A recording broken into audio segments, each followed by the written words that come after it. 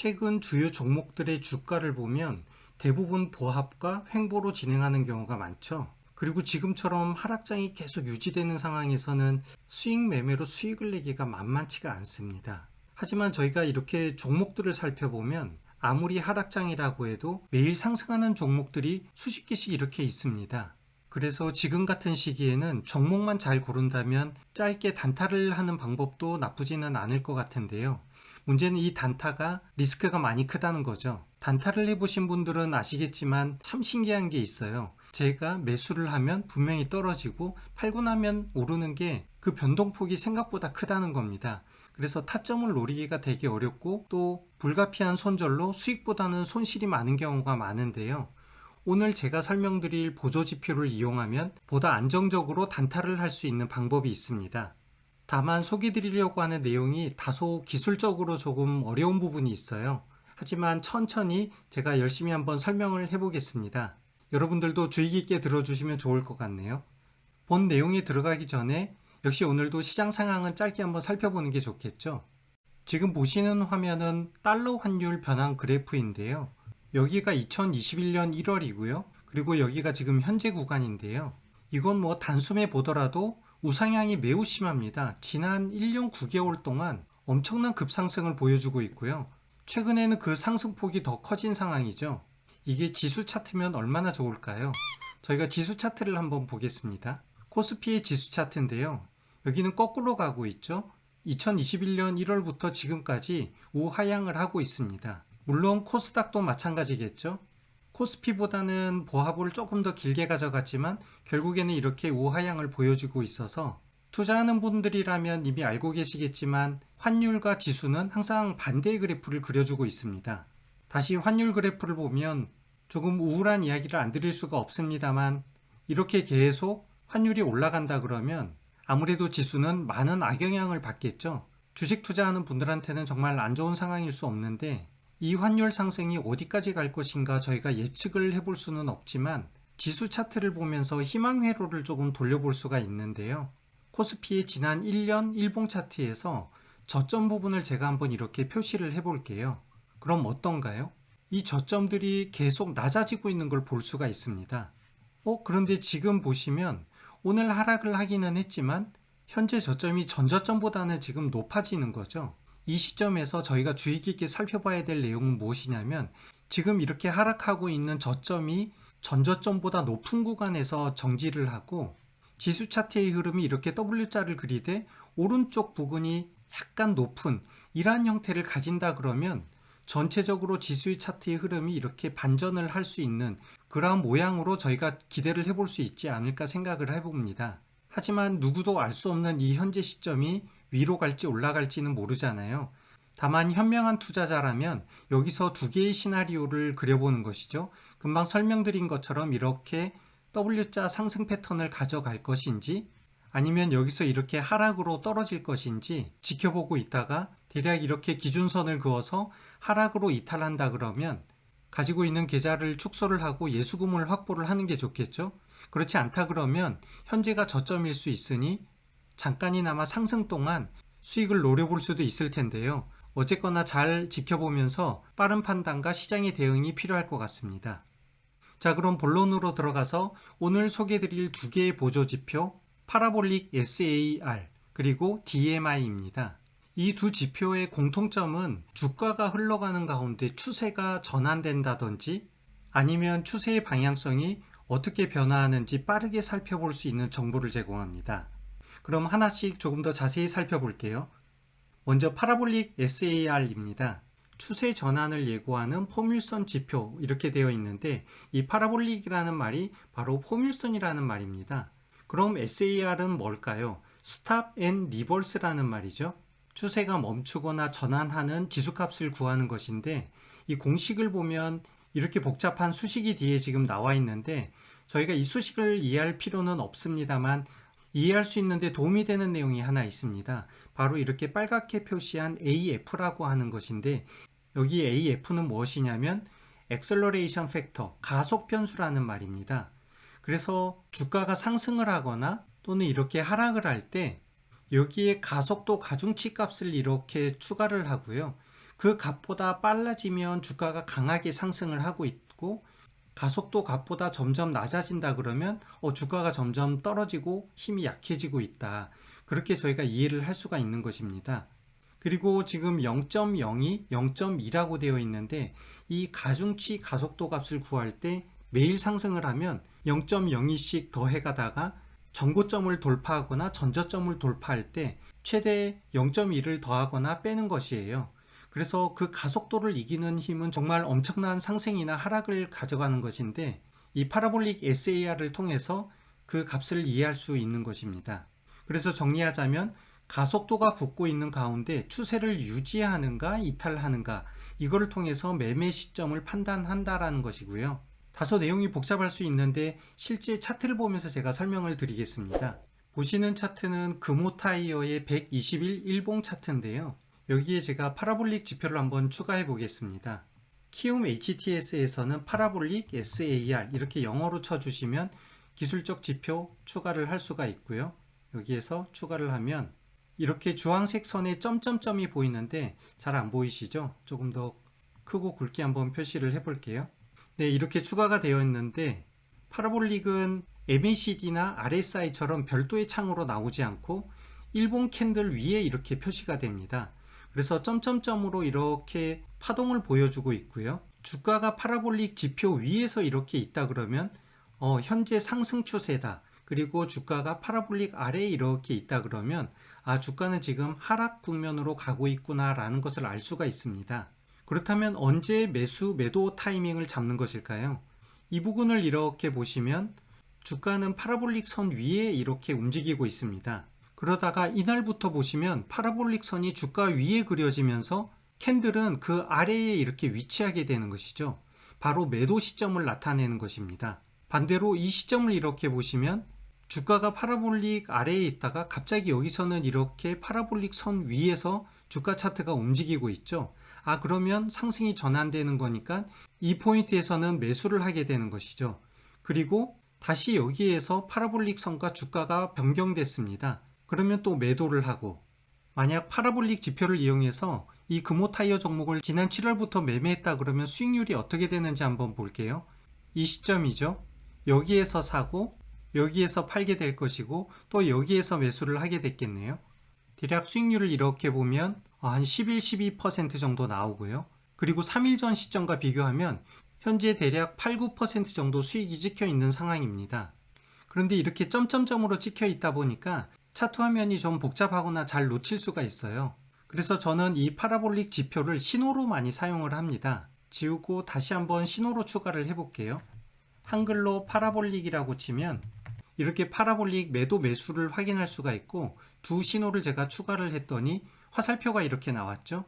그렇다면 보다시피 여기서 일단 매도하고 매수하고 매도 그리고 또 매수, 이렇게 해서 고점 부근의 마지막 부분에서 매도를 알려주고 저점 부근에서 상승이 시작할 때 매수를 알려주는, 왜 이렇게 마지막 부분에서 신호가 뜨냐면 말 그대로 추세가 전환되는 시점에 파라볼릭 지표가 뜨기 때문입니다. 그래서 추세 전환 타이밍을 이용해서 매수 매도를 잡을 때 이렇게 파라볼릭이 매우 유용하게 사용될 수 있는 것이죠. 어떤가요? 이해가 되셨나요? 아주 유용하게 사용할 수 있는 추세 전환 지표인데요.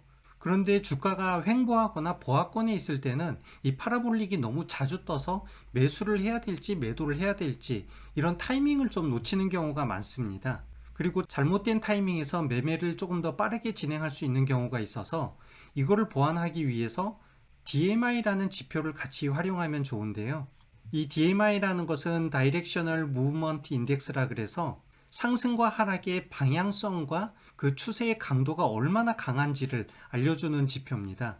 그래서 파라볼릭이랑 같이 사용하게 된다 그러면 파라볼릭 신호가 뜬 상황에서 이 DMI의 추세의 강도가 강한지 또는 추세가 약한지 이것을 보고 매매를 할지 말지 한 번 더 이렇게 점검하는 지표로 같이 활용할 수가 있는데, 이 DMI가 꽤 복잡합니다.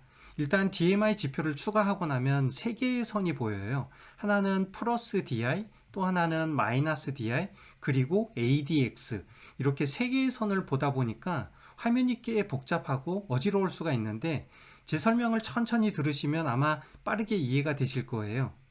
일단 플러스 DI는 상승을 나타낸다. 그리고 마이너스 DI는 하락을 나타낸다는 것이고 ADX는 그 하락 또는 상승에 상관없이 올라가면 추세의 강도가 강하다. 내려가면 추세의 강도가 약하다라는 것이죠. 그렇다 그러면 플러스 DI에서 ADX도 상승한다 그러면 상승 기운이 매우 센 것이고요. 플러스 DI가 진행되고 있지만 ADX가 이렇게 하락으로 가고 있다 그러면 상승 기운이 점점 약해진다라는 것을 이해할 수 있는 것입니다. 거꾸로 마이너스 DI에서도 마찬가지겠죠. 마이너스 DI가 진행되고 있는 가운데 ADX가 상승을 하고 있다 그러면 하락장이 매우 강한 것이고, 마이너스 DI가 진행되고 있는데 ADX가 이렇게 하락으로 떨어지고 있다.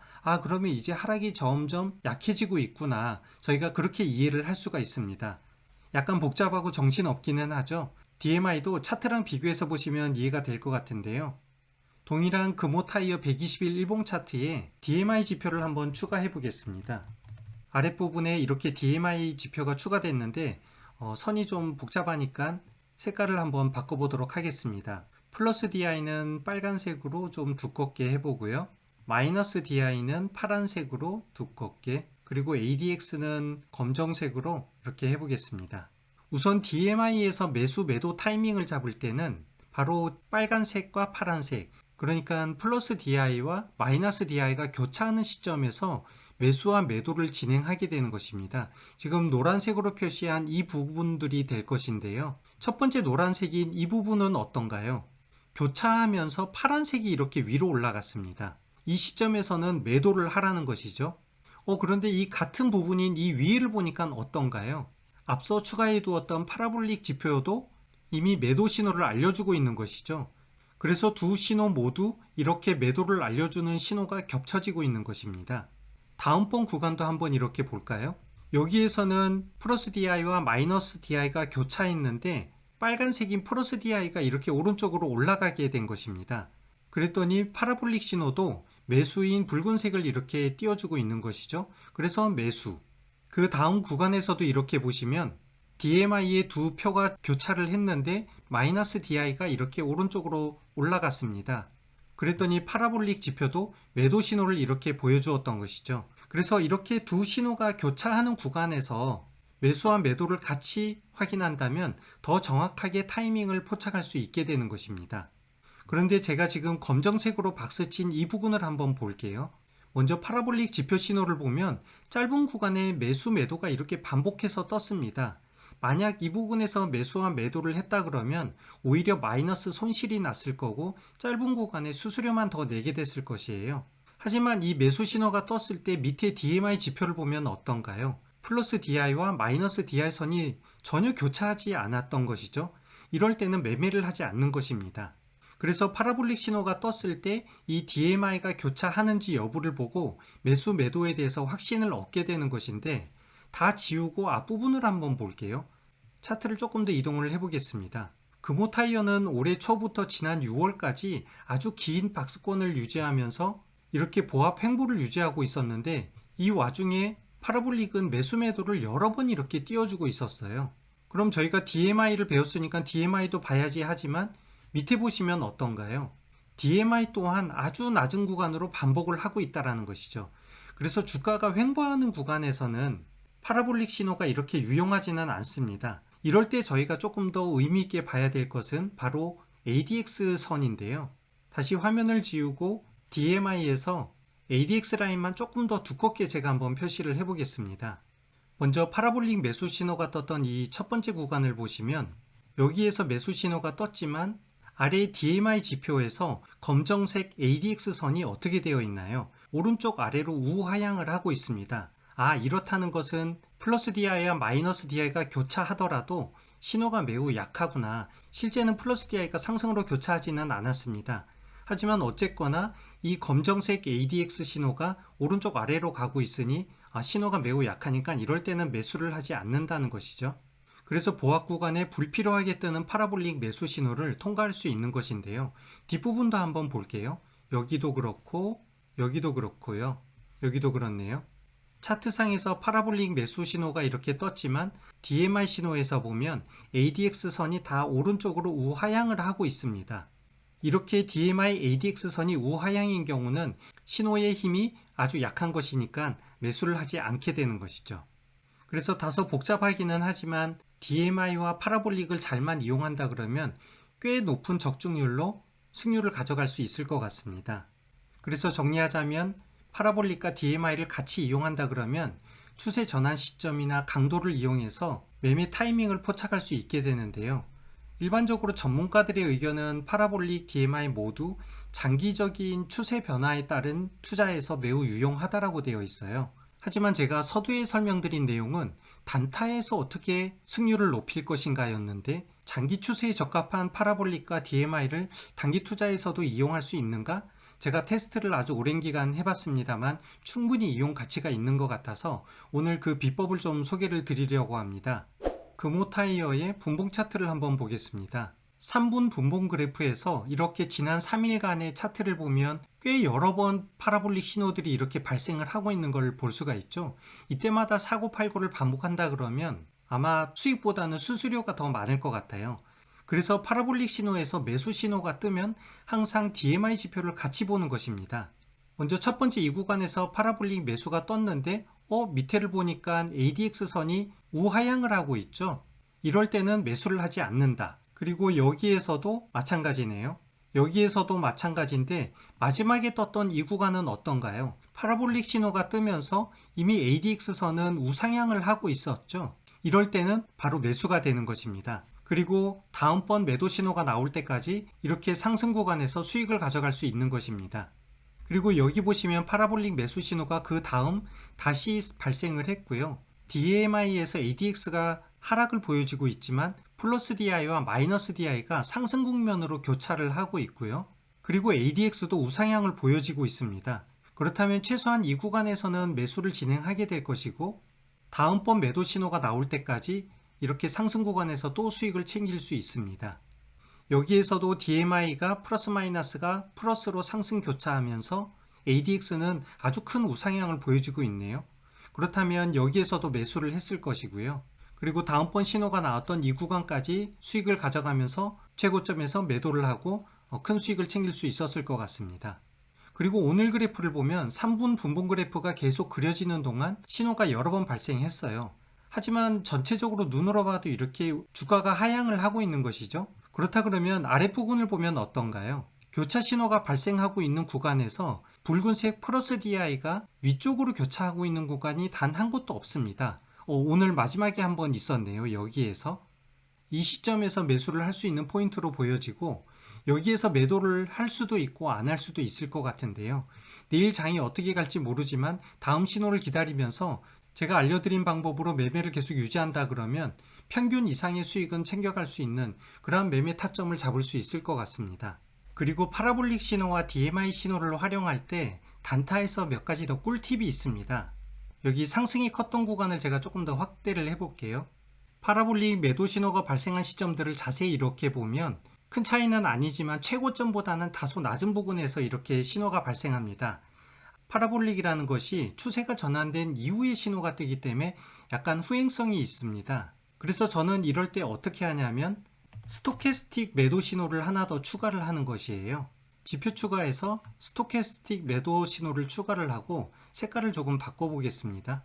형광색으로 이렇게 해보면 파라볼릭 매도 신호가 뜨기 전에 이렇게 앞부분에서 항상 고점 부근에서 스토캐스틱 신호가 몇 개씩 발생을 합니다. 항상 선행에서 먼저 발생을 하죠. 그래서 한꺼번에 물량을 터는 것이 아니라 스토캐스틱 매도 신호가 떴을 때 30%에서 50% 분할 매도를 하는 것이죠.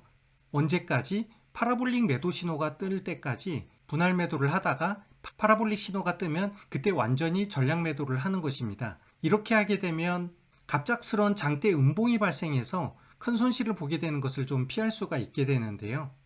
초단타에서는 오늘 제가 설명드린 부분이 적합하지는 않지만 어느 정도 여유를 가지고 단타 수익을 거두고자 할 때는 아주 유용하게 수익을 챙겨갈 수 있는 방법이라고 생각됩니다. 오늘 내용을 정리하자면 크게 매수와 매도 두 개의 관점에서 볼 수가 있을 것이고요. 매수 신호는 2단계로 진행을 하면 됩니다. 먼저 파라볼릭이 매수 신호가 떴다 그러면 바로 사는 것이 아니라 신호가 발생됐던 캔들 전후 두세 개 내에서 플러스 DI와 마이너스 DI가 교차를 했는지 한번 보는 것이고요. 이게 교차를 했다 그러면 DMI의 ADX가 우상향, 그러니까 상승을 그리고 있다. 그러면 이제 매수를 하게 되는 것이겠죠. 그리고 매도 타이밍에서는 파라볼릭 신호가 뜰 때까지 그냥 기다렸다가 한 번에 다 매도를 할 수도 있겠지만, 스토캐스틱스 매도 신호를 추가하고 나서 이 매도 신호가 떴을 때 30에서 50%씩 분할 매도를 계속 진행을 하다가 파라볼릭 매도 신호가 뜨면 그때 나머지 잔량을 모두 매도하면서 수익을 챙기는 것입니다. 어떠세요? 오늘 설명드린 내용이 다소 좀 복잡하죠? 지표도 파라볼릭, DMI, 마지막에 꿀팁으로 스토캐스틱스까지 사용을 하고 있는데, 보조지표는 말 그대로 보조 역할을 하는 것입니다. 100%는 없어요. 하지만 저희는 이러한 차트, 캔들, 보조지표까지 기본기를 탄탄하게 함으로써 승률을 높이기 위한 과정으로 보시면 되고요. 이렇게 실력을 배우고 공부하는 것이 매우 중요하다고 봅니다.